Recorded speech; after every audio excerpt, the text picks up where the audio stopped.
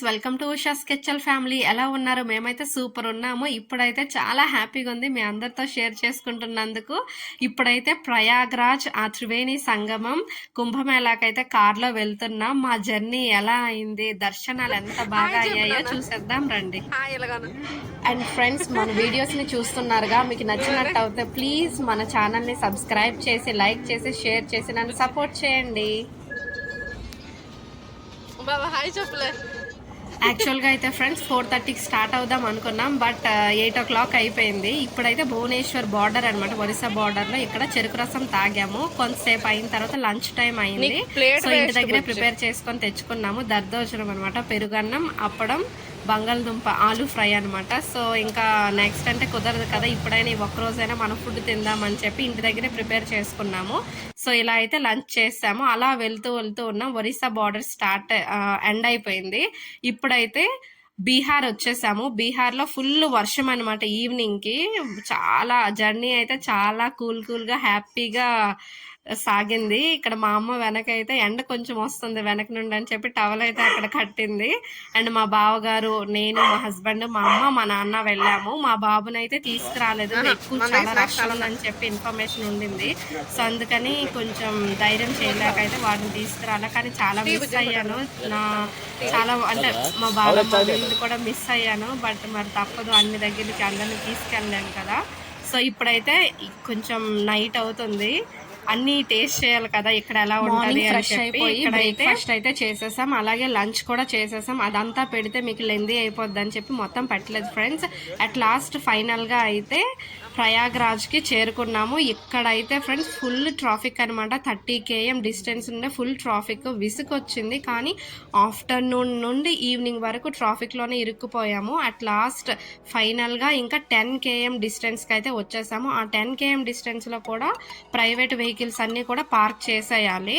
ఇంకా అక్కడ నుండి స్పెషల్ ఆటోస్, వేరే అంటే బైక్స్, స్కూటీస్ అవి అరేంజ్ చేశారు. కానీ అది కూడా అంటే పూర్తిగా స్నానాలు చేసే దగ్గరికి అయితే తీసుకువెళ్ళట్లేదు. 1 km అని 2 km అని మొత్తం పోయా మోసం అన్నట్టే అయిపోతుంది. సో ఫుల్ డబ్బులు అయితే ఫుల్ తీసుకుంటున్నారు ఛార్జ్ అయితే. కానీ తప్పదు కదా, అంత నడిచి వెళ్ళలేం. అలాగని చెప్పి మేము 3 బైక్లు, ఒక ఆటో అనమాట పట్టుకొని అయితే అట్ లాస్ట్ ఫైనల్గా అయితే త్రివేణి సంగమంకి వచ్చేసాము. చూడండి, ఆ స్నానం ఆచరిస్తున్నప్పుడు ఆ డివైన్ పవర్ అనమాట. ఏంటో మరి ఆ ల్యాండ్కో లేకపోతే ఆ గంగమ్మకో నేనైతే చాలా ఎమోషనల్ అయిపోయాను. మా అమ్మ, మా నాన్న, మా వారితో అలా చేయడం అనేది నాకు నిజంగా చాలా హ్యాపీగా అనిపించింది ఫ్రెండ్స్. అండ్ అలా మాదయ్యాక మా బావగారు కూడా స్నానం ఆచరించారు. ఇంకా అందరం చేసి అసలు ఒకసారి ఇంకా చలేస్తుంది, కానీ ఇంకా మళ్ళీ చేద్దామని చెప్పి మళ్ళీ చేసాము. అంత హ్యాపీగా చేసాము. అండ్ అలాగే ఫైనల్గా ఆ సూర్య భగవాను కూడా నేను ప్రేయర్ చేసుకున్నాను. నా తర్వాత ఇంకా మా వాళ్ళందరూ కూడా తర్పణాలు వదిలారు. అండ్ ఆ గంగమ్మకి మనం రుణపడి ఉన్నాం కదా. సో అందుకని చెప్పి ఇంకా నాకు అవకాశాన్ని ఇలా ఇచ్చినందుకు చాలా హ్యాపీగా ఫీల్ అయ్యాను ఫ్రెండ్స్. నిజంగా అదొక వేరే ఫీలింగ్ అనమాట. సో అలాగే స్నానాలు అయ్యాక అమ్మవారికి, ఆ గంగా అమ్మకి పసుపు కుంకాలని కూడా ఇచ్చి, దీపాన్ని కూడా వెలిగించి, మంగళహారతిని కూడా ఆ గంగమ్మకి ఇంకా నా తరపున మంగళహారతి అమ్మ తీసుకో, స్వీకరించమ్మా తల్లి అనుకొని చెప్పి ఇచ్చాము. ఫైనల్గా అయితే మా స్నానాలు ఇలాగా కుంభమేళలో పూర్తయ్యాయి. నిజంగా ఫ్రెండ్స్ దీని అంతా చాలా థ్యాంక్స్ చెప్పుకోవాలి మా వారికి. స్వీట్ హార్ట్, చెప్పిన వెంటనే అడిగిన వెంటనే కాదనకుండా తీసుకువెళ్ళారు. నిజంగా thank you so much Bujji. And అలా కంప్లీట్ అయ్యాక నైట్ జర్నీ చేసుకొని ఇప్పుడు చూస్తున్నారుగా ఆ అయోధ్య బాలరాముని దర్శనం కోసం అని చెప్పి అయోధ్యకి అయితే చేరుకున్నాం ఫ్రెండ్స్. అలాగే ఇక్కడ ఈ నది సరియు నదిలో స్నానం ఆచరించి అండ్ మళ్ళీ ఇంకా దర్శనం కోసం చాలా ఎక్సైటెడ్గా ఎప్పుడు అవుతుందా, ఎప్పుడు ఆ రాముని దర్శనం చేయించుకుంటానా అని చెప్పి అయితే చాలా హ్యాపీగా జై శ్రీరామ్ అనుకుంటూ ఇంకా అయోధ్య రాముని దగ్గరికి అయితే వెళ్ళిపోయాము. ఇక్కడ చూస్తున్నారుగా ఈ అంటే అందరూ కూడా ఇంకా ఇవి పెట్టుకుంటున్నారు. చూడడానికి సింపుల్గా ఏంటి అన్నట్టు ఉంటుంది, కానీ అది పెట్టుకున్నప్పుడు అసలు ఏంటో తెలియని హ్యాపీనెస్ అనమాట. అక్కడ అడుగు పెట్టినప్పటి నుండి ఏదో తెలియని ఒక భారం అనమాట. బాడీ అంతా ఒక అసలు నేను చెప్పుకోలేకపోతున్నా ఇప్పుడు కూడా.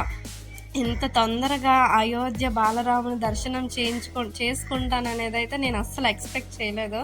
అంత అంటే నాకు ఎమోషనల్ అయిపోతున్నాను, నేను చెప్పలేకపోతున్నాను అనమాట. సో చాలా హ్యాపీ అనిపించింది. ఖచ్చితంగా అందరూ కూడా వెళ్ళాలి, ఒకసారైనా దర్శనం చేసుకోవాలి ఫ్రెండ్స్.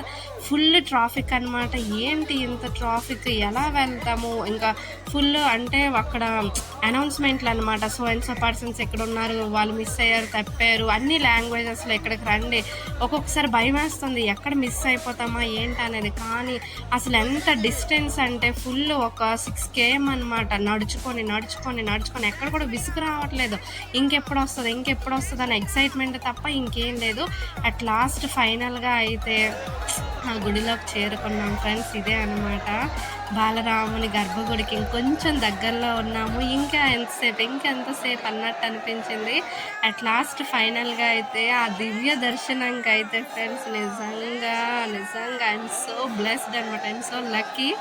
ఒకసారి దర్శనం నాకు సాటిస్ఫై అవ్వలేకపోయాను అనమాట. ఇంకా మా హస్బెండ్కి రిక్వెస్ట్ చేస్తే సరే మేము ఇక్కడ వెయిట్ చేస్తాం, నువ్వు వెళ్ళు అని చెప్పి, మళ్ళీ వాళ్ళు మిస్ అయిపోతారేమో అని చెప్పి మొత్తం ఆ రాముని మీద భారం వేసేసి అయితే మళ్ళీ మా తమ్ముడు డ్రైవర్ అనమాట, నేను ఇంకా మా వారు, మా అమ్మ, మా నాన్న, మా బావగారిని ఎగ్జిట్ దగ్గర అయితే ఉంచేసి ఎక్కడికి వెళ్ళొద్దు, ఇక్కడే ఉండండి, మేము తొందరగా వచ్చేస్తామని చెప్పి అయితే మళ్ళీ ఫస్ట్ టైం దర్శనంకి ఇప్పుడు చూస్తున్నారు కదా, ఇక్కడైతే మాకు మినిమం 3 to 4 hours పట్టింది ఫ్రెండ్స్ ఫస్ట్ దర్శనానికి.